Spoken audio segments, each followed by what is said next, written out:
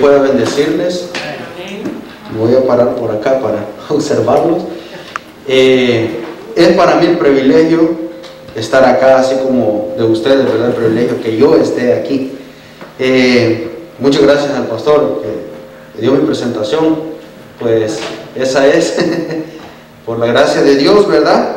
Estamos hoy acá. El mensaje a la iglesia de Esmirna, o sea, la carta enviada a la iglesia de Esmirna. Así se titula el tema, ¿verdad? De este momento, de esta prédica, o podemos llamarlo también seminario, ¿verdad? Yo al final voy a dejar un momento por si alguien tiene alguna pregunta que hacer, ¿verdad? Vamos a dejar ese tiempo. Pastor, puede quitarse la mascarilla para que lo Okay. conozcamos también. Gracias. Entonces, como les decía, vamos a dejar un momento al final, ¿verdad? Para que si usted tiene alguna incógnita o alguna, pregunta, usted la puede hacer, ¿verdad? Vamos a buscar su respuesta. Pero antes de entrar, yo quiero pedir la bendición de Dios. Vamos a orar. Cariñoso Dios que estás en los cielos, en este preciso momento, queremos pedirte, Señor, que seas tú el que nos hable. Que seas tú, Señor, el que abra nuestra mente para entender tu palabra. Entender ese gran mensaje que tú enviaste a la iglesia de Esmirna. Pero también, Señor, tú también nos dejas un gran mensaje hoy, en esta época. Quédate con nosotros. Que tu Santo Espíritu nos cubra. En el nombre de Jesús oramos. Amén. Amén. Muy bien. Vamos a entrar de lleno. Vamos a abrir nuestra Biblia y vamos a tener en el capítulo, en el libro de Apocalipsis, capítulo 2. Vamos a tener nuestra Biblia, la palabra de Dios ya ahí, ¿verdad? Listos. Capítulo 2, versículo 8 al 11. Ahí está esa carta enviada a la iglesia de Esmirna. Pero antes de entrar, ¿verdad?, a lo que es la palabra, a lo que es el mensaje, también es interesante recalcar su historia. ¿En qué época se dio este mensaje? ¿Cómo era la iglesia? ¿Qué era lo que estaba pasando? ¿Qué era lo que sucedía, verdad, en esa iglesia para que fuese enviada esta carta? No solo es esta carta, sino que de verdad sabemos de que son 7 iglesias. Entonces, ¿son cuántas cartas? Aparte de las otras cartas, ¿verdad?, que se encuentran en el Nuevo Testamento. Son 7 iglesias, 7 cartas. Pero la de nosotros, esta mañana, ya a mediodía, es la de Esmirna. De todas las cartas enviadas, de las 7 cartas enviadas, la de Esmirna es la más breve. Una característica es que es como breve. Otra característica dice que esta carta contiene elogios. Contiene elogios. Como por decir así, la felicita, ¿verdad? También tiene que el Señor Jesús la breve, ¿sí es la palabra, verdad? Como que le recuerda qué es lo que va a suceder, ¿verdad? Y al final también dice de que tiene una gran promesa. Tiene una gran promesa esta carta. Muy bien, ¿en qué época se dio el momento de esta carta? dice que finalizando en la época de la iglesia de Éfeso, fue en el año 100 y el año 313 después de Cristo. O sea, finalizando con la iglesia de Éfeso, comenzaba la época de Esmirna, el segundo periodo, ¿verdad? El segundo gran periodo, del año 100 al 313 después de Cristo. Ahora, la iglesia de Éfeso era una iglesia ¿cómo? Era ferviente, era la iglesia de los apóstoles, de los discípulos. Era la iglesia donde habían visto a Cristo realizar milagros. Habían visto que Jesús curaba, que Jesús alentaba, y que muchos de esa ciudad de Éfeso, o de las personas que rodeaban a Jesús, se bautizaban y creían en Jesús. Luego de eso parte a la de Esmirna. Ahora, en el año 100 muere el último apóstol, que era ¿quién? Juan. En el año 100 muere Juan. Juan tenía un discípulo. Este se llamaba, era el obispo llamado Policarpo de Esmirna. Ya vamos a ver más adelante qué fue lo que pasó con este obispo. Este obispo es como decir, era un líder, era como un anciano de la iglesia de Esmirna. Ahora, la iglesia primitiva de Éfeso era una iglesia que cuando salía a la guerra contra las huestes de maldad, salía siempre vencedora, ¿verdad? Porque recibieron el Espíritu Santo en el Pentecostal, entonces en Pentecostés, y era una iglesia vencedora. Ahora, Satanás es el gran enemigo de la iglesia primitiva, de la iglesia, por decir así, de la iglesia de Cristo, la iglesia de Dios. Satanás es el gran enemigo. Ahora, Satanás había querido arrastrar con todos los apóstoles en el primer periodo en la iglesia de Éfeso. Había querido arrastrar, pero como no lo logró, pero sí llevó a varios allí, a la mayoría de apóstoles, a la mayoría de cristianos llevó a la muerte, ¿verdad? Ahora dice, en el segundo periodo, el pensamiento de Satanás era que también exterminar a los cristianos fieles de Esmirna, exterminarlos. El pensamiento de Satanás, ¿sabe cuál era? Que como el último apóstol Juan había muerto, ya no había alguien que había presenciado las maravillas que hacía Jesús. Y el pensamiento de Satanás era que como ya no había nadie, era que la fe de estos mártires o de estos cristianos de Esmirna era débil. Y se proyecta Satanás también a exterminar a estos cristianos de Esmirna.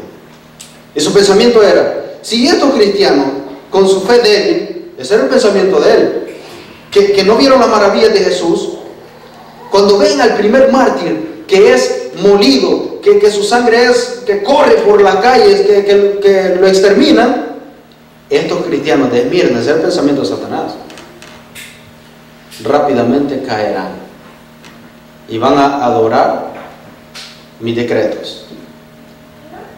Imagínense. Satanás tenía, por decir así, dos pueblos que le lavaba el cerebro. Satanás tenía a dos grupos de personas. ¿Sabe quién eran estos? Bueno, la historia dice que ahí se encontraba un pueblo de judíos. Si nosotros, ¿verdad? Yo sé que desde que abrieron la Biblia, yo sé que algunos ya le dieron su leidita, o algunos ya saben la historia, ¿verdad? Ahí había un pueblo judío que se recalca en el versículo 10, donde dice de que, perdón, en el 9, que blasfemian los judíos contra este pueblo. Entonces había un grupo de judíos allí. Vamos a ver más adelante qué era lo que hacían estos judíos contra la iglesia de Cristo. contra la iglesia de Esmirna. Ese era el primer enemigo, que era lavado el cerebro por Satanás. El segundo enemigo era el imperio romano. El imperio romano. Que esto duró, ¿verdad?, ahí por el segundo y el segundo siglo y el principio del tercer siglo, ¿verdad? Esta persecución en esta época. La iglesia de Esmirna, cabe recalcar, la iglesia de Esmirna se le llamaba también la iglesia de ¿qué? De los mártires. La iglesia de los mártires en esa época. Dice la historia y gran parte de la tradición que se conservaba del segundo siglo de la era cristiana y parte del tercer siglo también se daba a lo que ocurría con los creyentes durante ese periodo a manos del imperio romano, o sea, las persecuciones. Como decía, el enemigo había visto la prosperidad de la iglesia de Éfeso y como no pudo, quiso arrancar también a los cristianos de Esmirna. Ahora, hay algo interesante en esta historia, que en el pensamiento del enemigo era que la fe era débil de estos cristianos, pero en realidad la fe de estos cristianos era tan fuerte que cuando estos cristianos padecían o la persecución, iban a ser asesinados, quemados, dice la historia,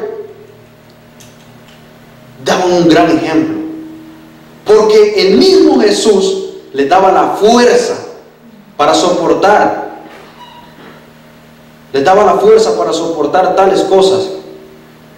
Y dice que cuando los paganos veían el ejemplo de estos mártires que estaban ahí, que los tenían golpeando, que los tenían quemando, dice que al ver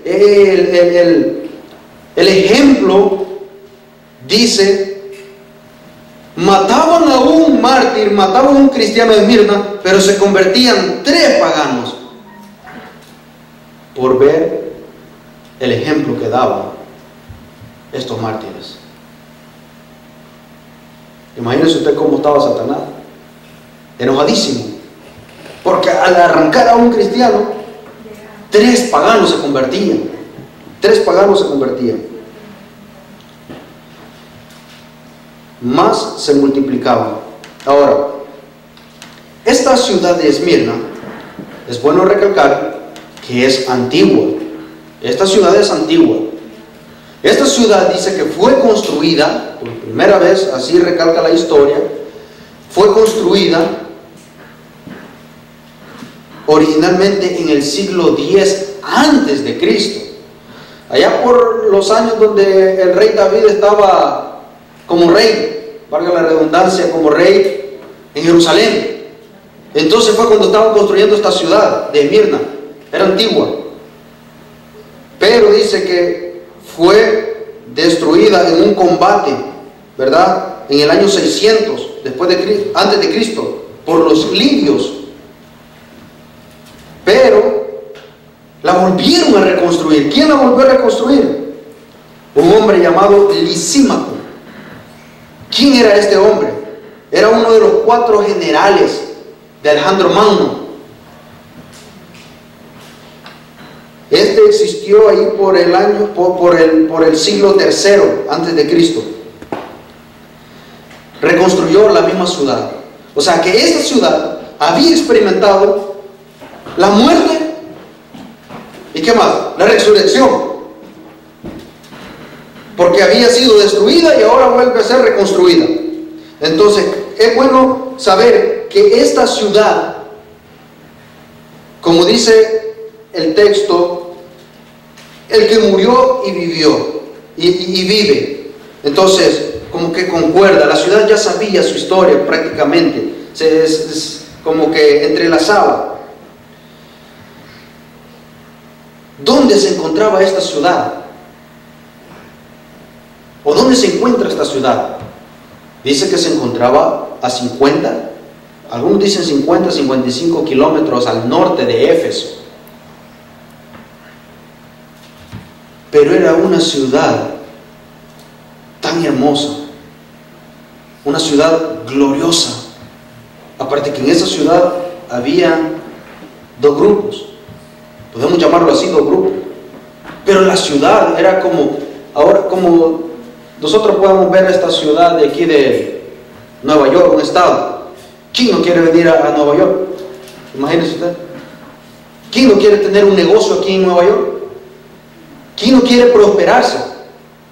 Esta ciudad era tan hermosa, Esmirna, tan gloriosa, tan pintoresca. Se daba, dice de que ahí había también un puerto donde la economía fluía, ¿verdad? Era una ciudad muy hermosa del Asia Menor.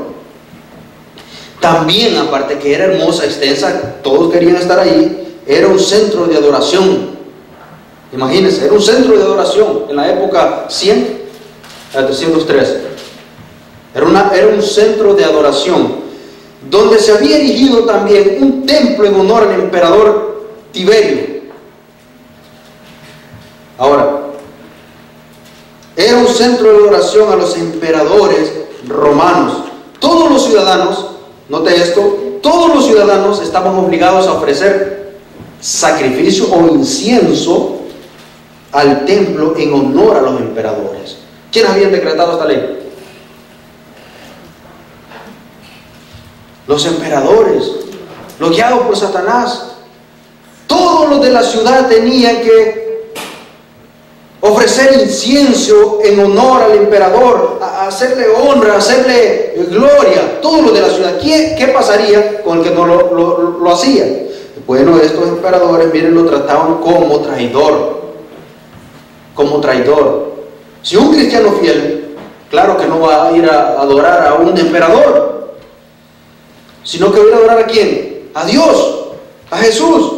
Entonces era considerado como traidor. Y no solo eso, como vemos en la historia, era quemado en la hoguera, lanzado a las bestias salvajes. Imagínense usted, hermano, qué crueldad. Pero todo era ¿por qué? Por honrar el nombre de Dios. Ahora, muchos cristianos murieron así. Ahora, es bueno también saber qué significa Esmirna. Yo sé que muchos saben, ¿verdad? Esmirna significa, el nombre Esmirna, la palabra Esmirna significa mirra. Muchos creo que pueden viajar a esos países así, como Etiopía. Allí se da, ese es un árbol, dice la historia, o un arbusto. Pero este contiene una sustancia que es amarga. ¿Y qué es algo más amargo que nosotros hemos probado? Digamos, yo no sé, pero dicen que la hiel es amarga. Yo nunca la he probado. La hiel, amarga. Así era esta sustancia que tenía este árbol mirra, amargo. Pero, hay un pero, era un olor fragante. ¿Cómo es la palabra? Perfumaba, aromático, perfumaba el ambiente de la ciudad. Ahora lo usan como perfume. Si nosotros vemos que cuando Jesús, murió y lo tenían en el sepulcro, las mujeres iban ¿verdad? María Magdalena, y iban a darle, llevaban aromas, y ahí iba la mirra. O sea, cabe recalcar de que la mirra era un olor fragante. Usted, bueno, yo soy recién casado, los esposos, ¿verdad? Cuando su esposa se echa ese olor, uno dice, qué olor.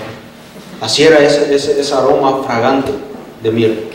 Pero para sacar ese olor fragante, ese perfume, ¿qué se tenía que hacer para sacarlo? Porque era amargo, sí, pero para transformarlo a perfume tenía que hacer algo. Dice que se era como triturado, quemado, para sacar esa hermosa fragancia. Ahora, miren lo que me impresiona, que el nombre de la iglesia Esmirna se enlaza con la mirra. Porque los cristianos de esa ciudad, los cristianos fieles de la iglesia de Esmirna, fueron quemados, fueron triturados. Y cuando eran quemados, el olor a la fragancia dice que llegaba hasta el cielo, donde está ¿quién? Jesús.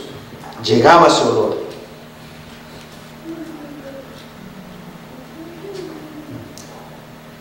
Y me gustaría leer un texto, el texto de 2 de Corintios 12, 14 y 16. Dice: más a Dios gracias. ¿Quién habla esta palabra? El apóstol Pablo dice: más a Dios gracias, el cual nos lleva siempre en triunfo en Cristo Jesús, y por medio de nosotros manifiesta en todo lugar el olor de su conocimiento. Oiga, por medio de nosotros manifiesta el olor del conocimiento, porque para Dios somos grato olor de Cristo en los que se salvan, y en los que se pierden, a esto ciertamente olor de muerte para muerte, y aquellos de olor de vida para vida. Y para estas cosas, ¿quién es suficiente? Somos un grato olor. Cuando somos fieles a Cristo, somos un grato olor. Y vamos a ver este gran ejemplo. El gran ejemplo de este obispo, Policarpo. La historia recalca que este hombre tenía 86 años de edad cuando fue asesinado, fue muerto, lo mataron. ¿Quiénes? Los obispos. ¿Por qué? Porque se dieron cuenta que no adoraban los decretos de ellos, que no les obedecía. Y en el año 55, en el año 155 y 156 después de Cristo, lo llevaron ante el gran líder romano, el emperador romano, ante la audiencia. Y dice que estaba, imaginémonos el hecho, digamos de que ustedes son el obispo, el Policarpo, y yo le digo: lo único que tienes que hacer, yo tengo interés de salvarte de esta muerte. Lo único que tú tienes que hacer es agarrar incienso, negar tu Dios y tirarlo al emperador, al César. Eso era lo único que tenía que hacer. Pero mire esta hermosa palabra que dice este hombre, este líder de esta iglesia. Pero él no aceptó, diciendo que no perdería su recompensa celestial por unos pocos días más de vida. Les decía que en su caminar Cristo nunca le había fallado. Y como decía Policarpo: yo le voy a fallar hoy, jamás. Y bueno, así murió en la hoguera. Ahí murió este mártir. El discípulo de Juan murió. Ahora, vamos a leer el primer texto. Creo que hemos recalcado un poco la historia, qué era lo que se significaba, en qué año se dedujo, pero falta más historia porque vamos a ver los textos ahorita. Vamos a ir ahí al versículo 8. Escribe al ángel de la iglesia de Esmirna, o sea, escribe al mensajero de la iglesia de Esmirna. Me gusta llamarlo así, mensajero, la iglesia de Esmirna. Esto dice: ¿quién? El primero y el último, el que murió y volvió a vivir. ¿Quién estaba escribiendo? ¿Quién estaba diciendo? Mira, Jesús, el primero, el postrero, el que había muerto y ahora ¿qué? Está vivo por una eternidad, por los siglos de los siglos.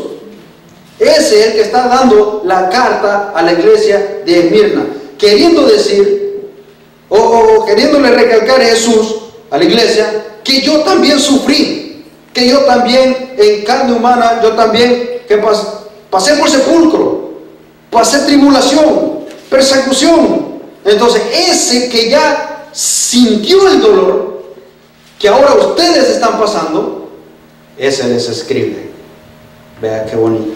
Es como que yo venga y les diga: hermano, mire, alístense porque viene una persecución, que no sé qué, pero si yo no lo he sentido. Entonces es erróneo, ¿verdad? Escribir una carta así, si yo no lo he sentido. O decirle: hermanos, oren a Dios para que se llenen de fe, oren a Dios para que el Espíritu Santo caiga en ustedes, y en mí no pasa nada. O sea, sería un mentiroso, ¿no?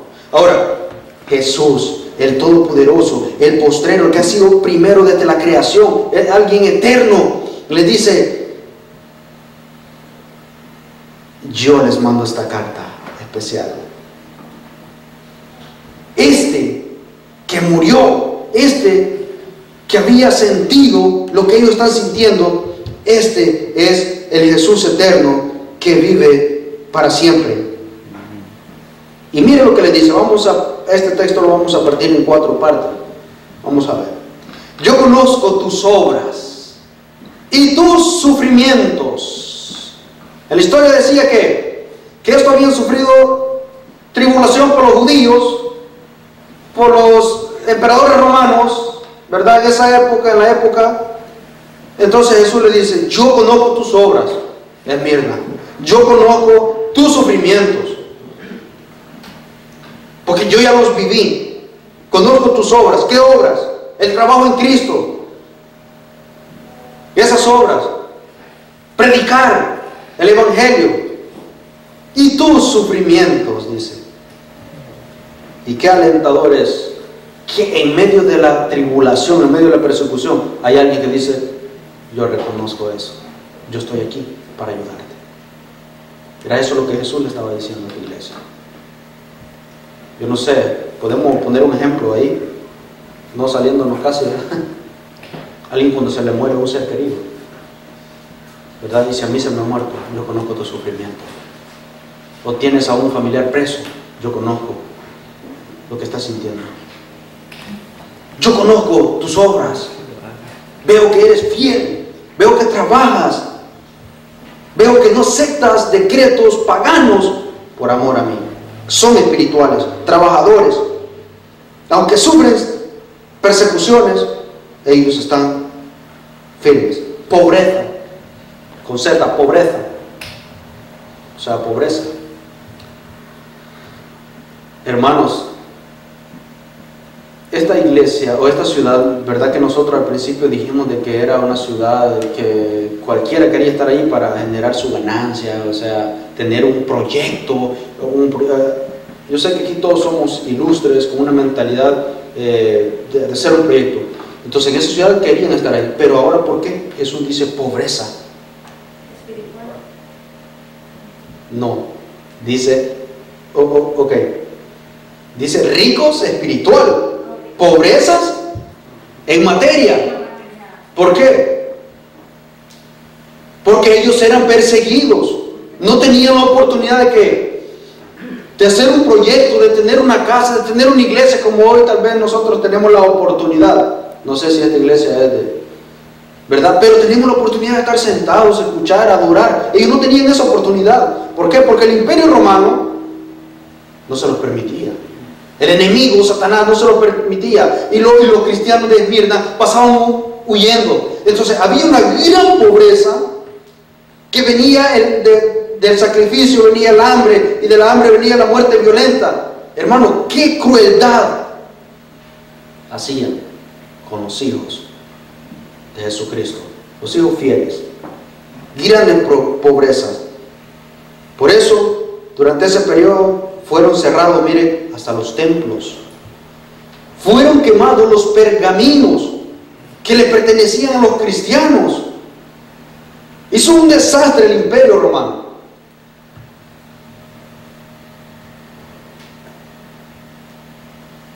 Estos cristianos no podían llevar una vida normal.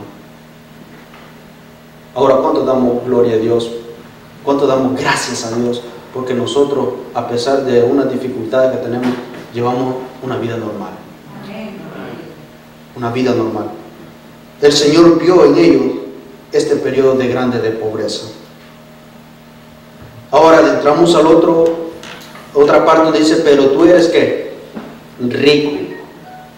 Ninguna queja, ningún reproche del Señor hay en Esmirna.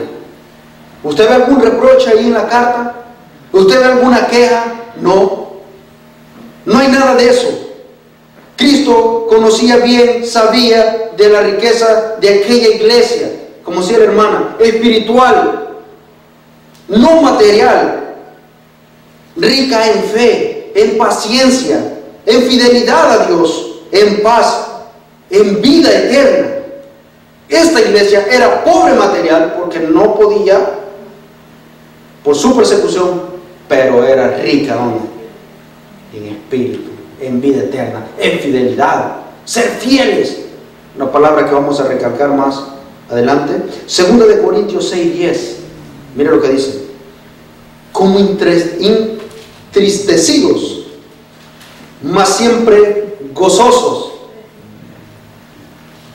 Oye la connotación ahí. Como entristecidos, mas siempre gozosos. Como pobres, mas enriquecidos a muchos.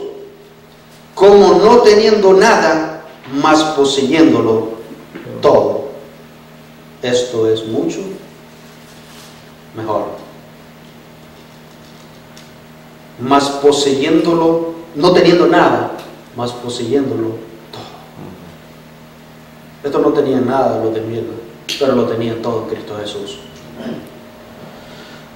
Y vamos a entrar donde dice: y la blasfemia de los que decían ser judíos no lo son, sino que son ¿qué?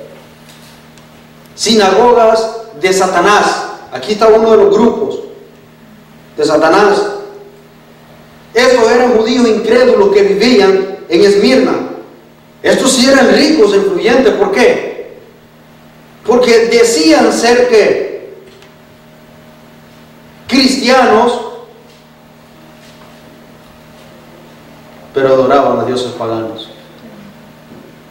Eran los peores enemigos de los cristianos. Y en muchas ocasiones dice la historia que ellos iniciaban la guerra, la persecución, guerra. Iniciaban las persecuciones ante los cristianos, los judíos. Sinagoga de Satanás, ¿qué significa? Significa que estos judíos, cuando se juntaban a adorar, servían los propósitos ¿de quién? De Satanás, y no los de Dios. Sinagoga de Satanás. Sabemos que es una sinagoga. Una sinagoga es donde se reunían los judíos, la verdad, los sábados, o sea, como una iglesia, podemos decirlo así. Pero ellos adoraban los propósitos de Satanás, no adoraban los propósitos de Dios, y pretendían ser judíos. Prácticamente lo podemos comparar hoy nosotros en nuestra época. Eran como, la palabra de Dios dice, trigo y cizaña. Eran la cizaña, eran hipócritas. Se llamaban ser hijos de Dios, pero eran hijos de Satanás. Pero mire algo interesante donde el versículo 8 decía, donde el Señor dice: yo soy el primero y el postrero. Está garantizando algo. Yo tengo el control aún de esos que están actuando como si fueran judíos y no lo son fielmente. También a eso le daré su recompensa. A eso que dice ser judíos, yo tengo el control de ellos también. No te preocupes, Esmirna. Esos que te critican, yo tengo el control de ellos y también a ellos les voy a dar su paga, su recompensa. Hay algo que quiero recalcar aquí. Dice: no todos los que descienden de Israel son israelitas. No todos los que descienden de Israel son israelitas. No todos los judíos, por ser judíos, temen a Dios o son hijos de Dios. Bueno, como los apóstoles eran judíos literales, judíos, pero eso no les garantizaba que eran israelitas. Fueron israelitas cuando aceptaron ¿a quién? A Cristo, hijos de Jesús, de Cristo. Entonces se les garantizaba cuando aceptaban a Jesús. Así que estos judíos que aparecen ahí en esta ciudad, pues eran guiados por Satanás.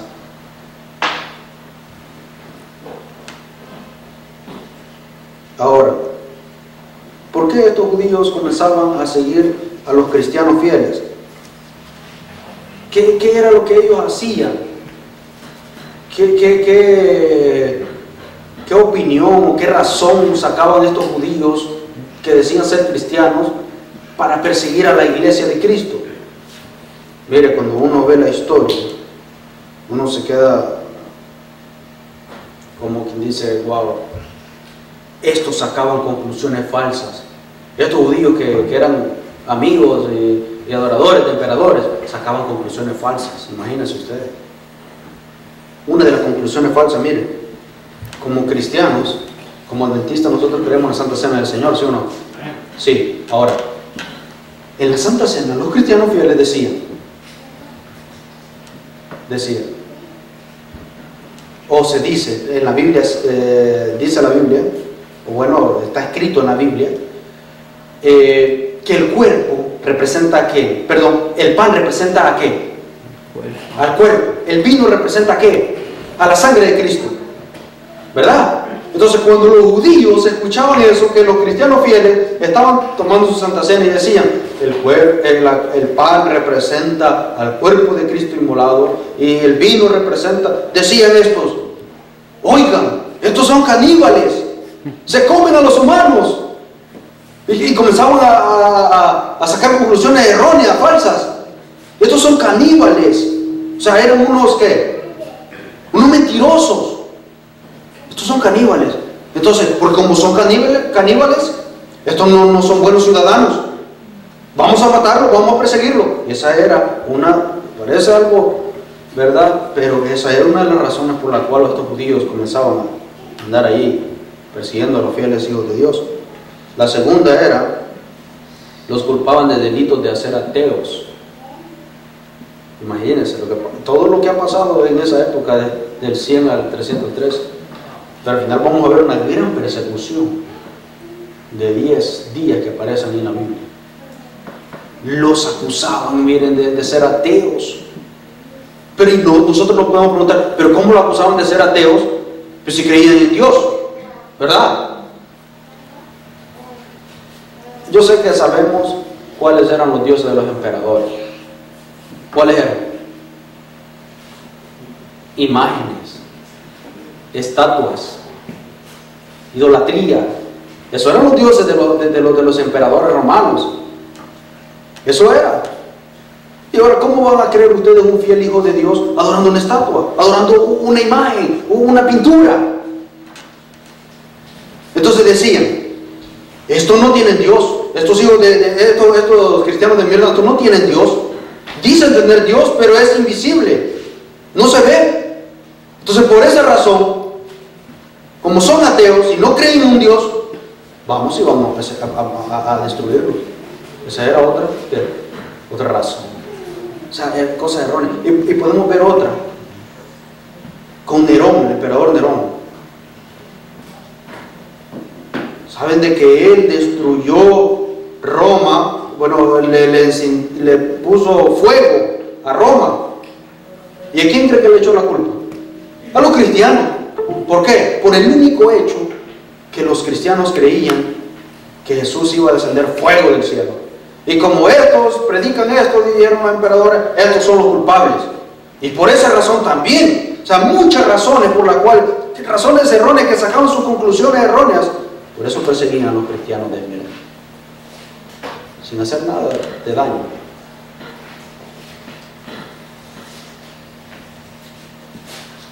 Entonces, estos judíos que aparece allí, donde dice, son sinagogas de Satanás. Adoraban emperadores, adoraban tales cosas que creían ser hijos de Dios, pero eran un desastre completo. Ahora pasamos al versículo 10. Dos partes encontramos ahí. No temas en nada de lo que vas a padecer, le dice Jesús, ¿verdad? No temas en nada de lo que vas a padecer. Esta es una de las iglesias, como decía, que no recibe censura. El Señor la anima, el Señor la conforta, el Señor está allí viendo por ellos, dándole su poder para que no sufran, en vez de llorar, de clamar, pues, de dolor, parecer alguien sufriente cuando está siendo quemado por Cristo. Jesús lo confortaba, Jesús lo consolaba a esa iglesia. Jesús les daba el poder para no parecer allí, ¿verdad?, unos pobres mendigos siendo quemados. Jesús los confortaba y les dice, no temas en nada de lo que vas a padecer. no temas, nosotros lo encontramos varias ocasiones en la Biblia. Cuando le digo a Jeremías también, no temas. Jeremías era un muchacho, no temas. Y en esta iglesia, ¿ustedes creen que solo habían adultos? ¿Ustedes creen que en la iglesia de Esmirna solo habían adultos, ya personas mayores? No. En esta iglesia también habían jóvenes, habían niños. Y Jesús le dice, no temas. Yo te conforto, yo te consuelo. Y algo interesante, un comentario que dice que estos cristianos de Esmirna le temían más a la segunda muerte que a esta primera que estaban pasando. ¿Usted sabe cuál es la segunda muerte, verdad? Le temían más a esa y por eso eran fieles, seguidores de Cristo. ¿Qué dice Elena de White? El Espíritu de Profecía. El libro El Pequeño Tiempo de Angustia, capítulo 10, página 131. Mire lo que dice la sierva del Señor.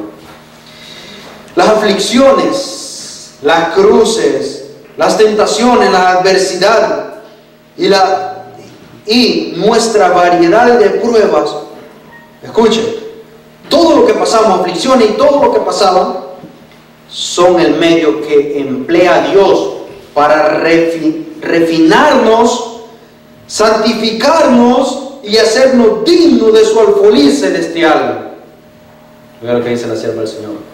Las pruebas, las tentaciones, las aflicciones, todo lo que pasa al ser humano, Dios lo ocupa para refinarnos, para hacernos dignos de su alfolí celestial. Eso es lo que dice la sierva del Señor. Ahora, he aquí, vemos el siguiente versículo, dice, bueno, el 10 ahí, he aquí,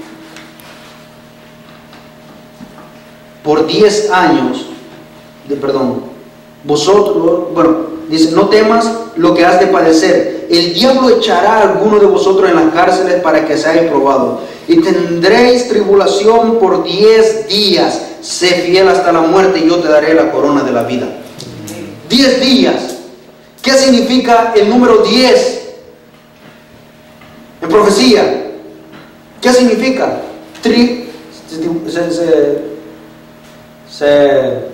Significa, me fue la palabra. Juicio. Disculpe. El número 10 en profecía significa juicio. 10 personas en las cuales Abraham comenzó a consultar con Dios y decirle en el tiempo de Lot, ¿qué era lo que iba a pasar ahí? Un juicio, iba a descender fuego del cielo. ¿Por qué? Porque era una ciudad rebelde. Y le dice Abraham a Dios, pero si hay 10 justos, Señor, ¿destruirá la tierra de Lot, de Sodoma y Gomorra? Abraham, si hay 10, no la destruiré. Bueno, al final vemos de que salieron 4, Lot, su esposa, ¿y qué más? Sus 2 hijas. En el camino que pasó, usted va a ver, la mujer se convirtió y al final quedaron 3. Juicio. 10 mandamientos. Entonces el número 10 representa a juicio. Ahora,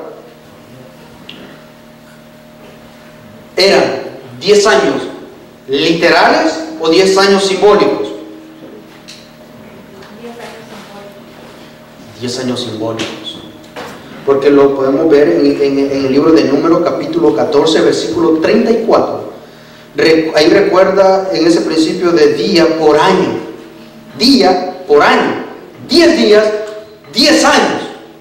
También en Ezequiel, donde se habla también la aplicación de la profecía día por año. Entonces, son 10 días simbólicos. 10 días simbólicos. Ahora, 10 días simbólicos, donde yo decía, vamos a ver estos 10 días de persecución. ¿Qué fue lo que pasó ahí? ¿Quién era el emperador que decretó exterminio total a los cristianos? Constantino iba a venir después de ese periodo. Fue este emperador llamado Diocleciano.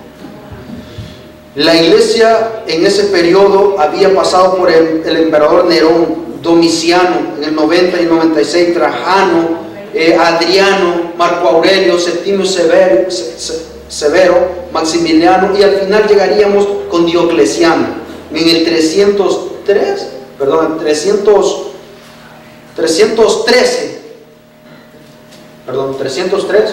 llegaríamos al 303, ¿verdad? 10 años de persecución, esos 10 años. Jesús le dice, vas a pasar 10 días de persecución terribles, porque este Diocleciano va a decretar exterminio total a los cristianos, sin hacer nada, solo por ser seguidores de Cristo.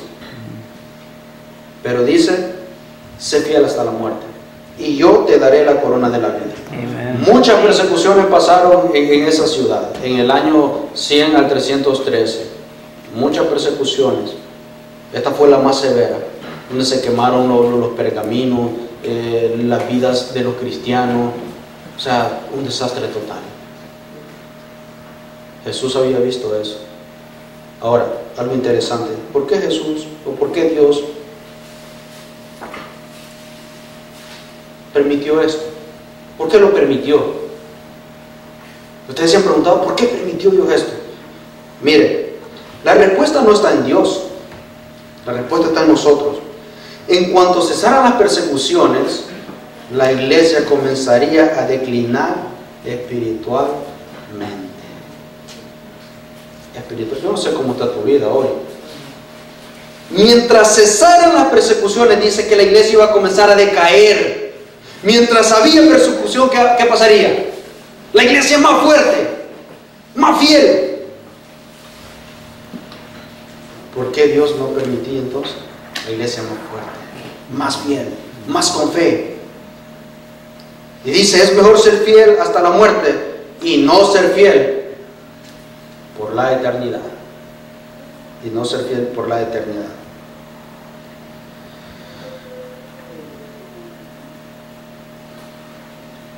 El que venciere, dice el texto,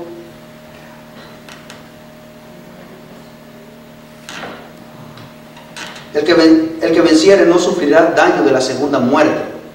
Lo dice el texto, el versículo 11 al final. El que venciere no sufrirá daño de la segunda muerte. El que tiene oídos, oiga lo que el Espíritu dice a la iglesia. Es interesante, hermanos, oír lo que Dios nos quiere o nos habla cada día y ponerlo en práctica. El que venciere no sufrirá de la segunda muerte.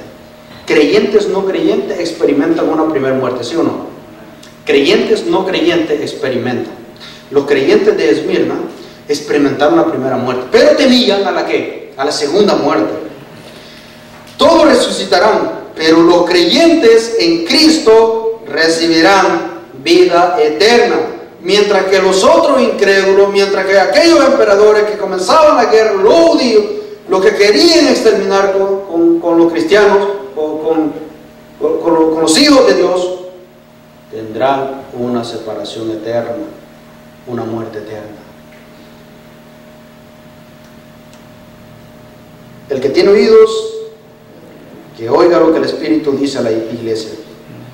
Tenemos que oír lo que el Espíritu Santo nos dice como iglesia. Nosotros no sufrimos la persecución de Esmirna. Nos quejamos de todo, quizás tenemos problemas, sufrimiento, aflicciones, pero no tenemos tribulación. Jesús le decía a la iglesia de Esmirna, sigan adelante. Lo que ustedes están soportando tendrán realmente una gran recompensa, un gran galardón. Y ahora yo pregunto, ¿quién quiere ver a Jesús cuando Él venga? ¿Quién se quiere sentar ahí en la par de Jesús, a recostarse en Jesús por ser fiel hasta la muerte? Se habla de una persecución final de los tiempos, ¿verdad? Es lo que nosotros queremos ver, una persecución final. Que tu fe vaya creciendo cada día desde hoy en adelante, para cuando llegue ese momento Cristo te conforte. Y no temas, porque Él va a estar ahí. Él te va a ayudar. Él te va a dar esa fuerza para soportar tales cosas. Esta es la iglesia de Esmirna, que se presenta en el periodo posapostólico del año 100 al 313. Una iglesia sufrida, una iglesia que los emperadores romanos, el papado, quisieron destruir. Satanás quiso destruir a los cristianos. Y pues el mensaje es: a Esmirna, sé fiel hasta la muerte, que tendrás tu recompensa. El mensaje hoy es: sé fiel hasta la muerte y tendremos nuestra recompensa. Que Dios te pueda bendecir. No sé si hay alguna pregunta de a dónde se sacaron esta historia. Documentales. También uno puede visitar la página Revista Adventista 2019 en España. Uno puede visitar ahí el libro de profecía de Elena de White, el que mencioné, que es el pequeño tiempo de angustia, capítulo 10. Usted va a encontrar allí. Qué barbaridad. Esas son las fuentes interesantes. Así es que, hermanos, que cada día Jesús nos conforte, que cada día Cristo Jesús sea el centro de nuestra vida para ser fiel hasta la muerte.